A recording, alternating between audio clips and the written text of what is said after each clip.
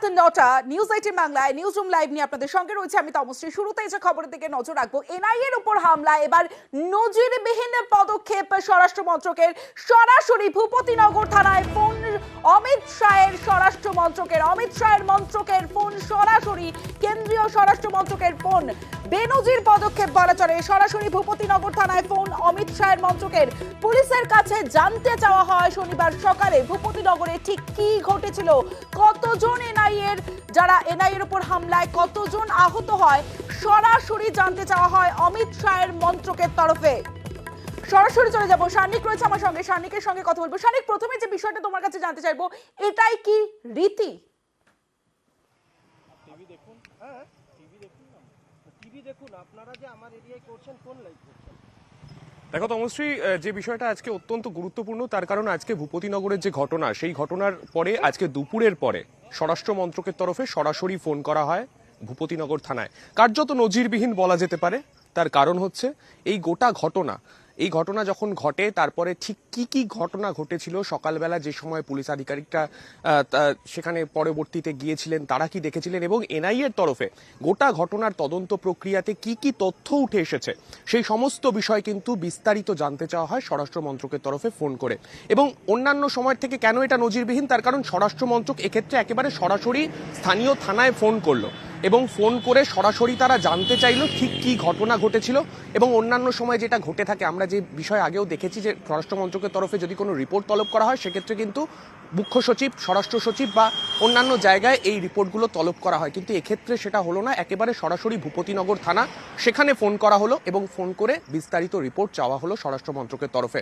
কার্যত নজিরবিহীন বলা যেতে পারে এবং এনআইএর ওপর হামলার ঘটনায় কার্যত একটা আলাদা মাত্রা যোগ করলো এই ঘটনা। স্বরাষ্ট্র মন্ত্রকের তরফে দুপুরবেলা ফোন করা হয়েছিল কর্তব্যরত আধিকারিকদের থেকে, তারা জানতে চান কি ঘটনা ঘটেছে এবং কোন কোন ধারায় তারা মামলা রুজু করেছেন, সেই বিষয়ে বিস্তারিত তথ্য থানার তরফ থেকে মৌখিকভাবে স্বরাষ্ট্র মন্ত্রককে জানানো হয়েছে। শানিক, একটা বিষয় তোমার কাছে জানতে চাইবো যে এখন সামনে লোকসভা নির্বাচন, এখন যে আইন শৃঙ্খলা, তা তো কমিশনের আন্ডারে। কমিশন মুখ্য সচিবের কাছে রিপোর্ট চেয়েছে, তাহলে স্বরাষ্ট্র মন্ত্রকও তো কমিশনের কাছে রিপোর্ট চাইতে পারতো।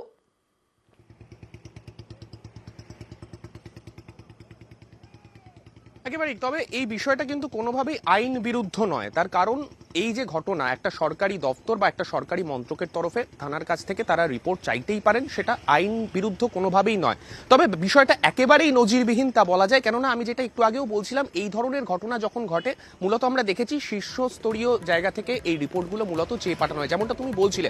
যেমন আমরা দেখলাম যে ইলেকশন কমিশনের তরফেও যে রিপোর্ট চেয়ে পাঠানো হয়েছে, সেটাও কিন্তু জেলা প্রশাসনের কাছে রিপোর্ট চাওয়া হয়েছে, সচিবদের কাছ থেকে রিপোর্ট চাওয়া হয়েছে, রাজ্য প্রশাসনের কাছ থেকে রিপোর্ট চাওয়া হয়েছে, কিন্তু কোনো রকম ভাবে স্থানীয় থানা, থানার যারা কর্তব্যরত আধিকারিক, তাদের কাছ থেকে রিপোর্ট চেয়ে পাঠানো, সেইটা কিন্তু কার্যত বলা যেতেই পারে নজিরবিহীন। এবং স্বরাষ্ট্র মন্ত্রক, অমিত শাহের মন্ত্রক, তাদের তরফ থেকে সরাসরি যে মুহূর্তে এই রিপোর্ট চেয়ে পাঠানো হচ্ছে আজকের এই ঘটনা, এনআইএ আমরা জানি স্বরাষ্ট্র মন্ত্রকের অধীনস্থ সংস্থা, তাদের ওপর হামলার ঘটনায় সেই মন্ত্রক সরাসরি যখন পার্টিকুলারলি এই সংস্থার কাছ থেকে, এই থানার কাছ থেকে রিপোর্ট চেয়ে পাঠালো, সেইটা কিন্তু একটা আলাদা মাত্রা গোটা ঘটনাকে যোগ করলো, তা বলা যেতেই পারে।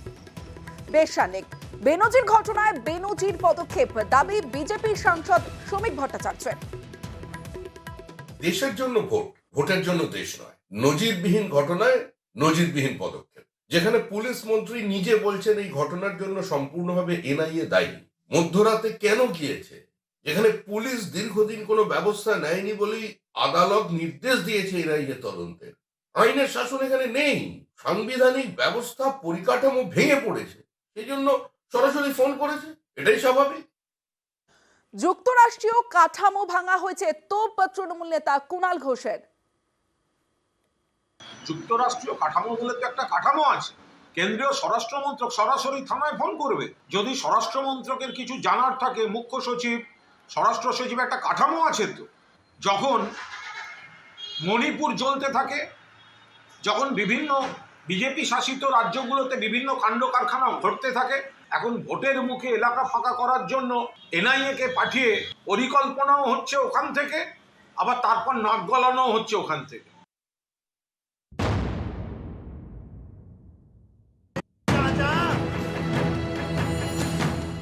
5ই জানুয়ারি উত্তর 24 পরগনার সন্দেশখালীতে আক্রান্ত হয় ইডি।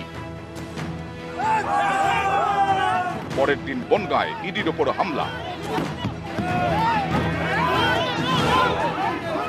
এবার 6 এপ্রিল পূর্ব মেদিনীপুরে ভূপতিনগরে আক্রান্ত হলো এনআইএ। 3 মাসের মধ্যে 3 বার আক্রান্ত কেন্দ্রীয় এজেন্সি। জানুয়ারিতে সন্দেশখালীতে গিয়ে অভিযুক্ত নাগাল পায়নি ইডি। পূর্ব মেদিনীপুরের ভূপতিনগরে তেমনটা হয়নি। 2022 সালের ডিসেম্বরের বিস্ফোরণের ঘটনায় 2 তৃণমূল নেতাকে গ্রেফতার করেছে এনআইএ। একজন তৃণমূলের অঞ্চল সভাপতি বলাইচরণ মাইতি, আরেকজন তৃণমূলের বুথ সভাপতি মনোব্রত জানা। এনআইএর দাবি, ভূপতিনগর বিস্ফোরণের ঘটনায় সম্প্রতি এই 2 নেতাকে তারা তলব করে। 2 বার হাজিরা এড়িয়ে যান 2 তৃণমূল নেতা। শনিবার ভোরে ভূপতিনগর গিয়ে তাদের গ্রেফতার করেন কেন্দ্রীয় তদন্তকারীরা। তারপরেই শুরু বিক্ষোভ। এনআইএ অফিসারদের ঘিরে বিক্ষোভ দেখান স্থানীয় তৃণমূলের নেতাকর্মীরা। এর আগেই ভাঙচুর। ভোরে ভূপতিনগরে পৌঁছয় এনআইএ। অভিযোগ, তারপরেই তাদের গাড়িতে হামলা চালানো হয়, তাতে গাড়ির কাঁচ ভাঙে। ছিল 50-60 জন মতো ছিল মহিলা, হাতে লাঠি ইট ছিল এই আর কি। মানে কোনো আগ্নেয়াস্ত্র? না না না অফিসার ছিলেন, কেউ আহত হয়নি সেরকম কিছু।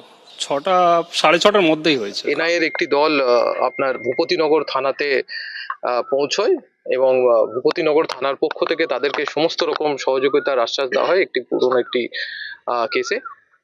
কিন্তু দেখা যায় যে এনআইএর যে সমস্ত টিমগুলি আগে থেকে ফিল্ডে পৌঁছে গেছিল তাদেরই একটি টিম আক্রান্ত হয়েছে। হামলা হলেও এলাকা ছাড়েনি এনআইএ। 2022-এর ভূপতিনগরে বিস্ফোরণের ঘটনায় 2 তৃণমূল নেতাকে তারা গ্রেফতার করে। এর প্রতিবাদে শুরু হয় বিক্ষোভ। রাস্তা অবরোধ করে টায়ার জ্বালিয়ে চলে বিক্ষোভ। আমাদের কর্মীদের মিথ্যা মামলায় ফাঁসিয়ে অ্যারেস্ট করেছে আজকে রাতের অন্ধকারে, সংঘবদ্ধ হয়ে তারই প্রতিবাদ করছে। আমাদের কর্মীদের বেকসুর খালাস চাইছে। এনআইএ তদন্ত করতে এসে সেখানে পুলিশ এসে কবরে ধাক্কা দিতে, দরজা খুলতে এসে আমার স্বামীকে দিয়েছে। বাইরের কেউ আসেনি, আমাদের তো দরজা বন্ধ করেছে, মোবাইল নিয়েছে, আমরা কি করে গাড়ি ভাঙতে যাবে এখানে। 2022-এর 2রা ডিসেম্বর রাত 10টা নাগাদ ভূপতিনগরের নাড়ুয়াবিলায় বিস্ফোরণ ঘটে। পুড়ে যায় তৃণমূলের বুথ সভাপতি রাজকুমার মান্নার বাড়ি।